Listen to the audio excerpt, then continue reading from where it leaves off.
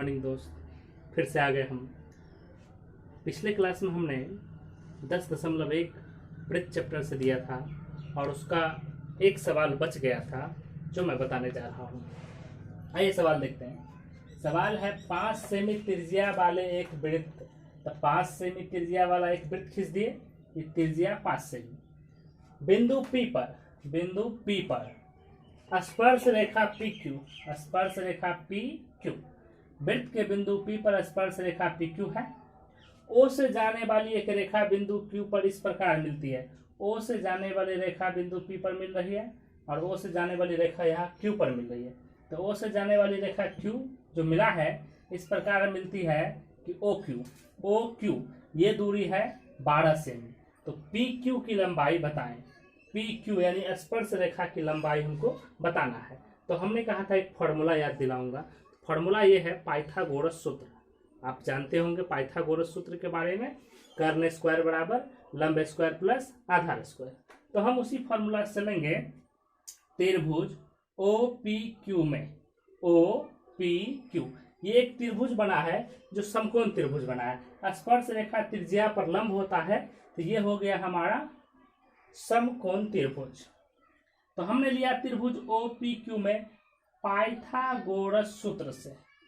हमको देखो ये हुआ आपका कर्ण, ये क्या हो गया कर्ण, ये हो गया लंब और ये हो गया आधार। तो यहाँ पर आधार दिया है, कर्ण दिया है, तो निकालना क्या है, लंब निकालना है ना। तो लंब के लिए हमने सूत्र लगाया पाइथागोरस सूत्र, लंब स्क्वायर बराबर कर्ण स्क्वायर माइनस आधार स्क्वायर। तो चलिए हमारे लिए लंब तो ये हुआ, तो PQ स्क्वायर, लंब स्क्वायर यानी PQ स्क्वायर बराबर कर्ण स्क्वायर तो OQ स्क्वायर माइनस आधार OP स्क्वायर। फिर हमने मान रख दिया, जिस इसका मान तो है नहीं, निकालना है, तो हमने रखा OQ का मान 12, तो 12 का स्क्वायर माइनस OP का मान रखा हमने 5, तो 5 का स्क्वायर। फिर ये हम यहाँ उतार दिए। अब 12 का वर्ग होता है 144, 12 का स्क्वायर 144, अब 5 का स्क्वायर 25। तो 144 में से 25 को घटेगा तो क्या बचेगा 119। अब ये स्क्वायर है, एकरा एने कर देगा, ये स्क्वायर है एकरा एने कर देगा तो रूट हो जाएगा ना। तो ये स्क्वायर को हम एने करेगा, ये हो गया रूट। तो बताओ PQ का मान कितना हो गया, रूट में 119। तो इस सवाल में 4 गो ऑप्शन है ABCD, तो इसमें D वाला जो ऑप्शन है 119 वो सही जवाब है। ठीक है, आइए अब हम जो है वृत्त के एक्सरसाइज 10.2 से पहला क्वेश्चन लिए हैं, देखते हैं।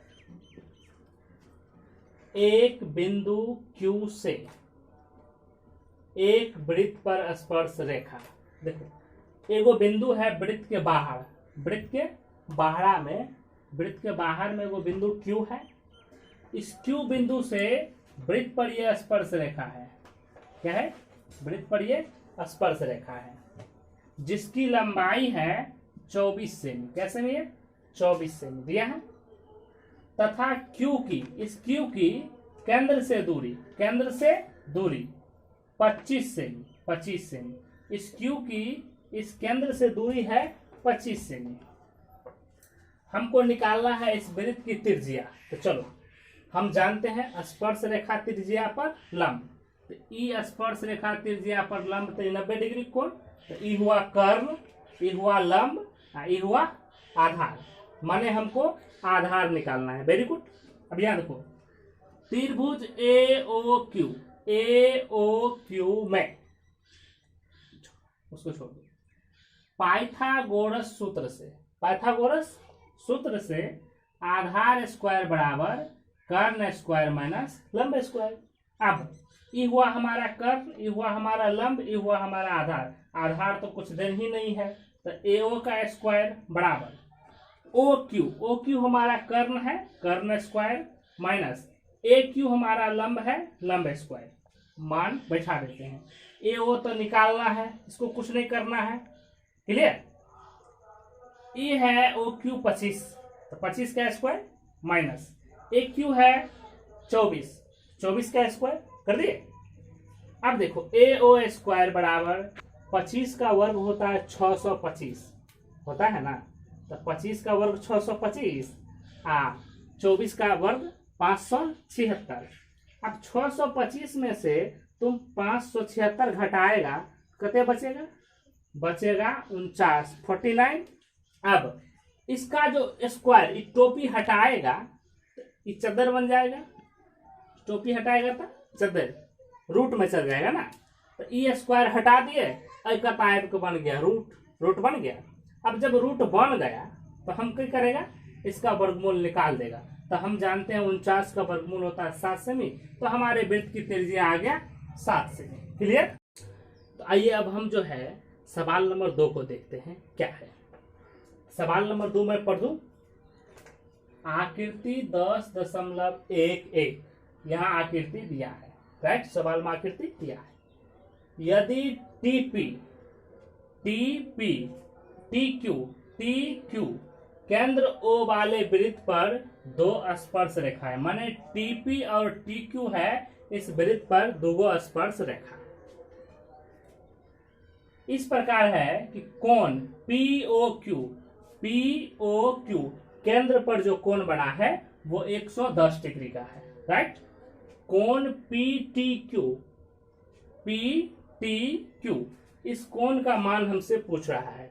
स्पर्श रेखा द्वारा जो बाहर में कोण बना है वृत्त के बाहर, उसका पूछ रहा है, और केंद्र पर का कोण दिया है 110, यानी कोण पीओ क्यू बराबर 110 है, तो कोण पी टी क्यू के बारे में हमसे पूछ रहा है। वेरी गुड, अच्छी बात है। चलिए हम बताते हैं।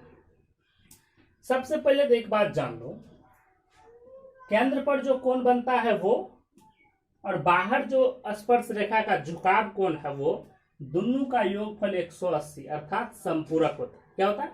संपूरक, यानी केंद्र पर कोण और ये कोण संपूरक होता है, अर्थात दोनों का योगफल 180 डिग्री होता है। ये बात हमेशा याद रखना, ठीक है?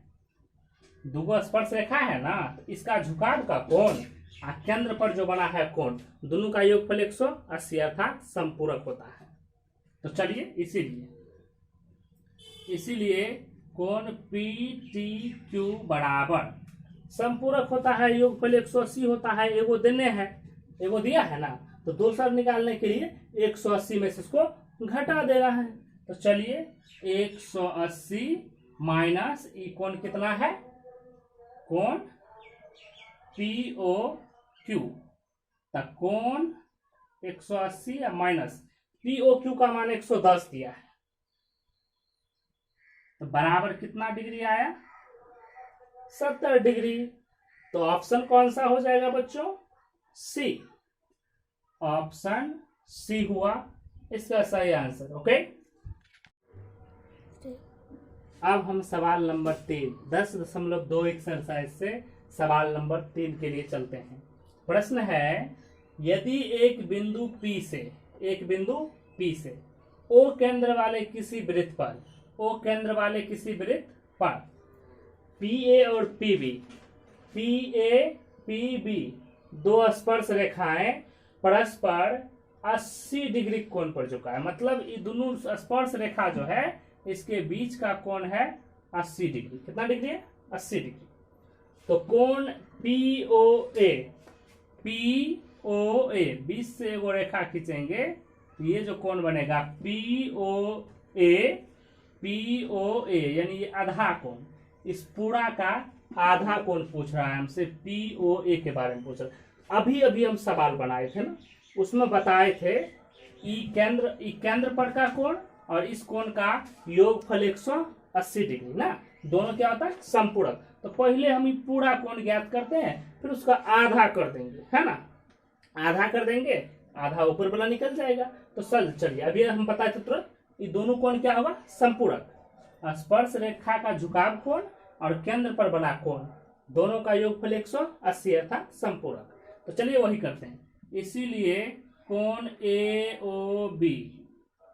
AOB केंद्र पर का पूरा कोण 180 माइनस एक मान करते हैं कोण A P B, A P B का 80 डिग्री मान है, 180 या -80 बराबर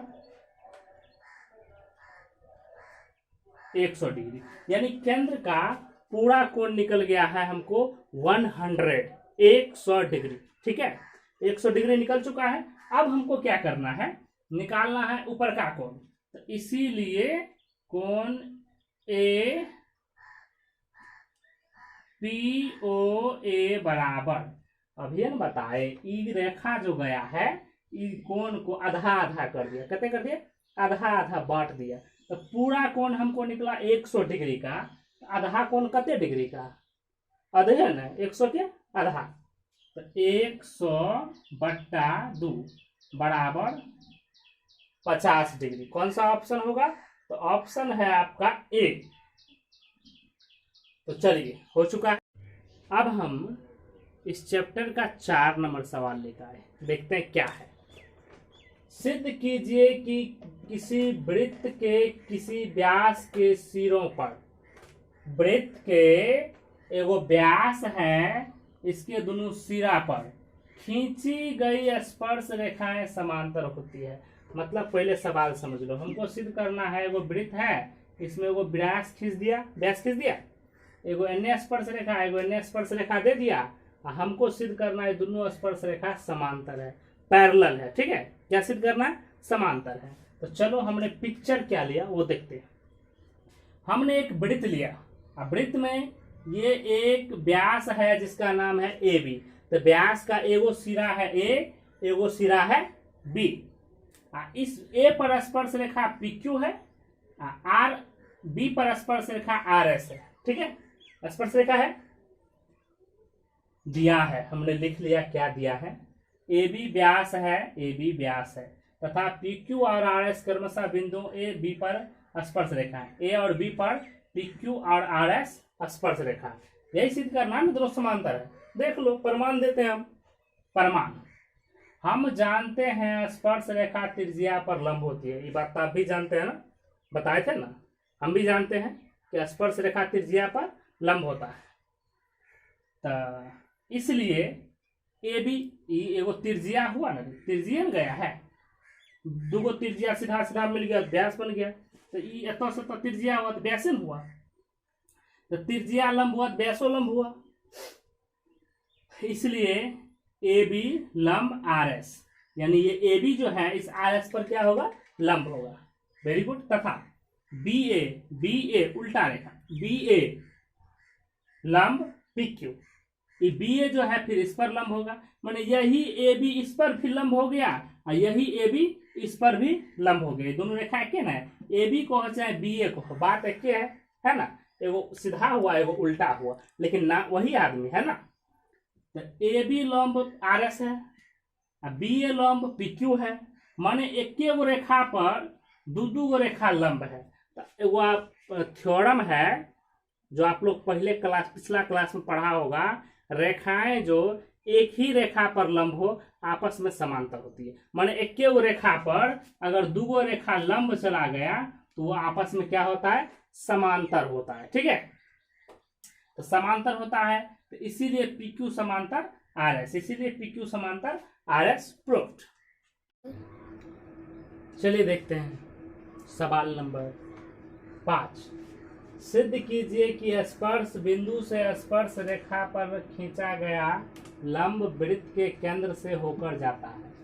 माने एगो वृत्त है और वृत्त के एगो बिंदु बी पर एक स्पर्श रेखा है और ये ए बी इस पर लंब खींचा गया है। हमको साबित करना है कि ये ए बी जो है वृत्त के केंद्र से होकर जा रहा है। कहाँ से? वृत्त के केंद्र से होकर जा रहा है, ये हमको सिद्ध करना है। तो हमने लिखा दिया है पी क्यू वृत्त के बिंदु बी पर स्पर्श रेखा है।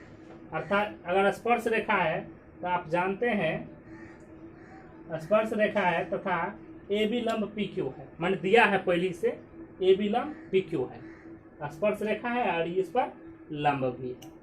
हमको सिद्ध करना है कि व्यास वृत्त से होकर ये जाता है, यानी वृत्त का व्यास है, ये सिद्ध कर देंगे। अगर व्यास सिद्ध कर दिए तो मतलब केंद्र से न होके गया। अब रचना ले लिए हम, बिंदु ए पर ए बी का जो बिंदु ए है इस पर हमने एक लंब रेखा खींचा। क्या खींचा? लंब रेखा।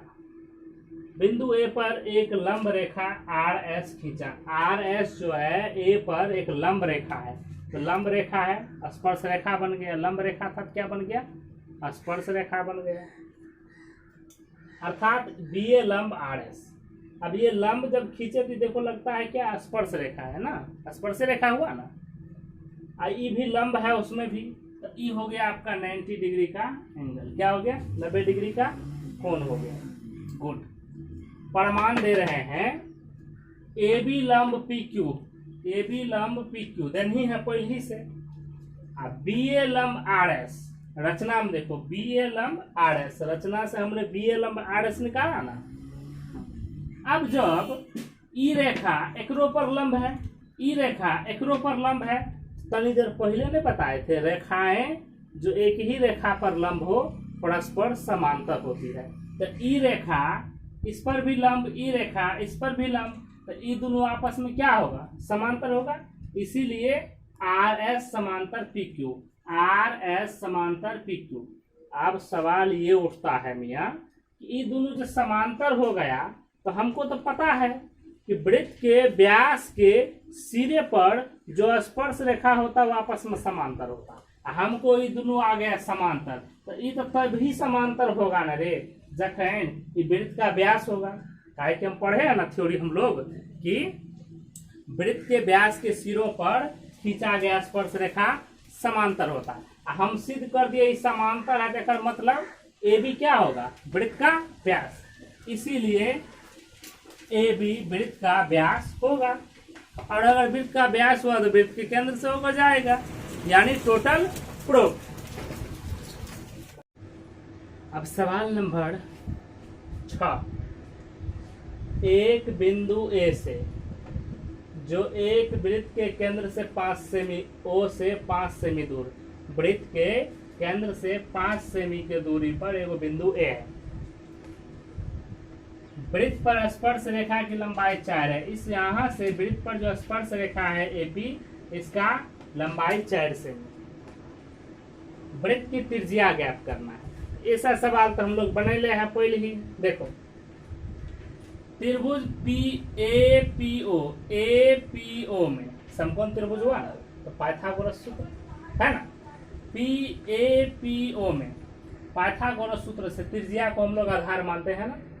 आधार स्क्वायर बराबर कर्ण स्क्वायर माइनस लंब स्क्वायर है ना।